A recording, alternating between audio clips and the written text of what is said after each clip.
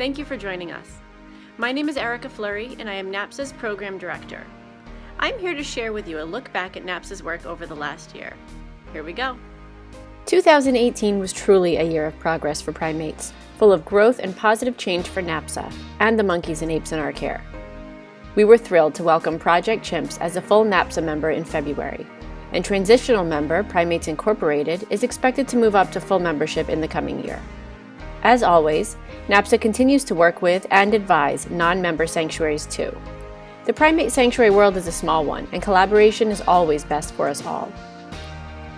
NAPSA has always required that member sanctuaries be licensed by the United States Department of Agriculture and accredited by the Global Federation of Animal Sanctuaries, in addition to other stipulations.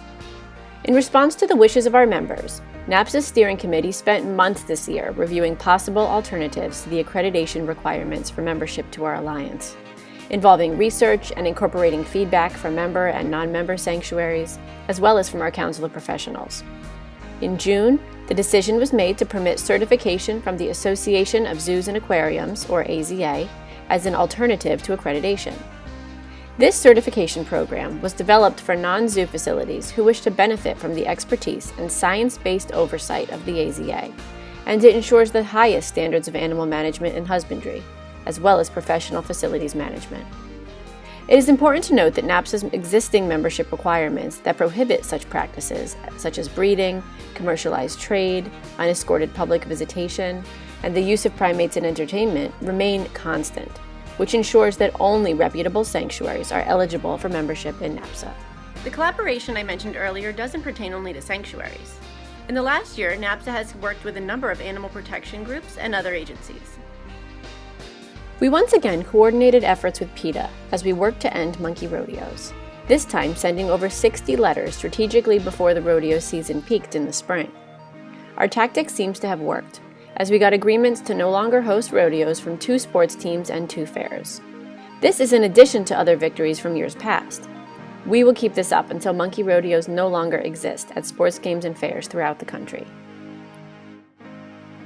From March through August, we directly advised the National Institutes of Health's Council of Councils Working Group on assessing the safety of relocating at-risk chimpanzees, via letters, a public statement, and telephone interviews between the working group and myself. Other members of NAPSA's steering committee also were invited to speak with the working group. In October, the NIH's response to the group's recommendations was released, and we were grateful to read that the NIH remains committed to retiring its chimpanzees to the federal sanctuary system at NAPSA member Chimp Haven. We look forward to celebrating the many chimpanzees scheduled to arrive at Chimp Haven from laboratories in the coming months and years. NAPSA also released public statements on the Berkeley Primate Protection Ordinance in California and the use of third-party inspectors by the USDA, with whom we also engaged in a telephone comment session. Facilitating sanctuary placement, whether from laboratories, private ownership, or entertainment, is always a focus for NAPSA. Requests for sanctuary placement most frequently come from laboratories and private owners of pet primates. We anticipate placement requests to only grow over time, as public opinion slowly shifts, as states and municipalities increasingly restrict private ownership of exotic animals, and as hundreds of thousands of monkeys remain involved in laboratory research. In 2018, NAPSA fielded placement requests for 39 non-human primates, which is fewer than years past, but keep in mind that many placement requests bypass NAPSA and are handled by individual sanctuaries, so the number of placement requests handled by NAPSA members as a whole is much higher. The events we hold throughout the year ensure that NAPSA reaches its audience and supports, educates, and inspires its members. This is why we were founded, after all. Every 2 years, we host the NAPSA workshop, and in April 2018, we gathered with over 75 attendees in Gainesville, Florida, for NAPSA Workshop 2018.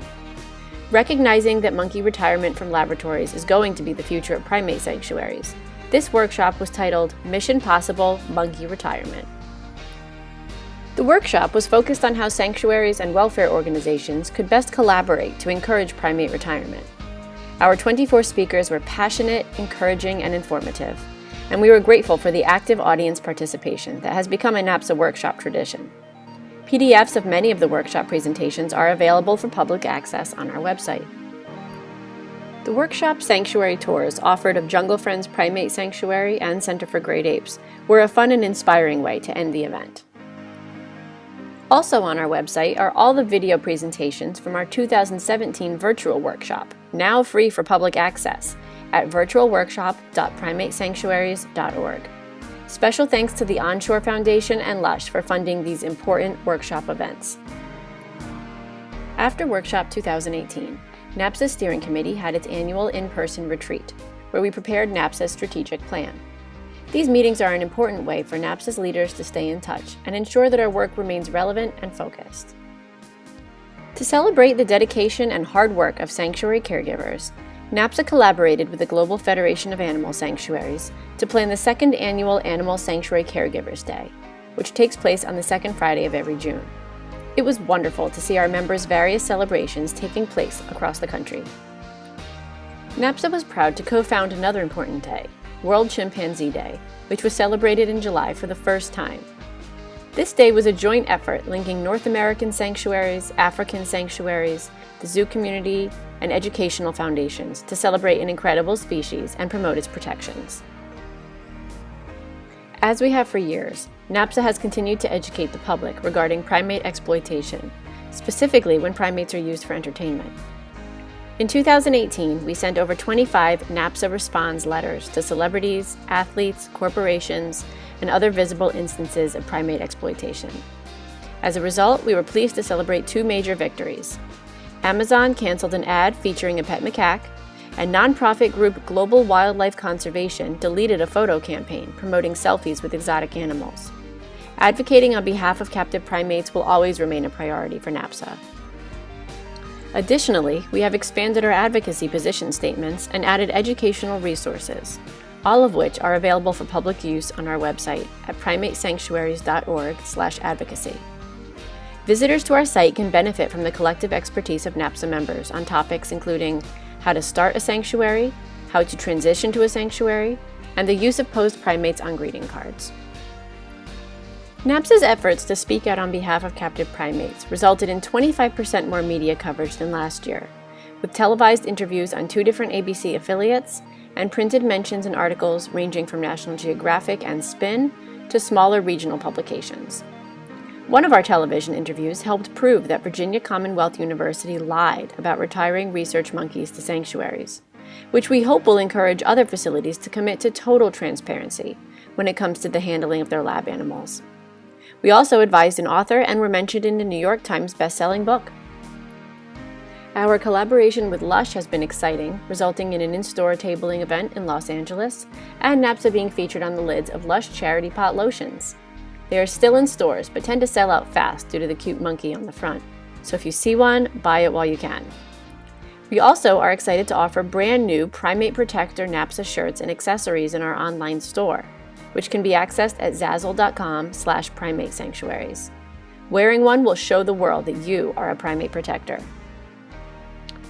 Looking ahead, NAPSA remains committed to balancing an elevated standard of care with practicality and supporting the issues most important to our community. We will continue to strengthen NAPSA as a standalone organization by developing new policies and procedures that guide our work. NAPSA encourages transparency amongst everyone who cares for animals. We will continue to collaborate with other organizations as we work toward the common goal of enhancing primate welfare, whether that be organizations we began working with last year, like Jane Goodall Institute, to others we are just beginning to work with, like White Coat Waste. The photos shared here are from our last workshop, which epitomized the relationship building and collaborative efforts that are required in order to bring about true progress for primates. NAPSA is honored to serve as the vehicle making this important work possible. 1 year ago, NAPSA member sanctuaries cared for 700 primates, and now there are 800 monkeys and apes experiencing enriched retirement within the NAPSA network. This growth is unprecedented. More captive primates are reaching retirement than ever before, and we are so grateful to be here for them, offering stimulating activities, social experiences, and opportunities to rest in the sun.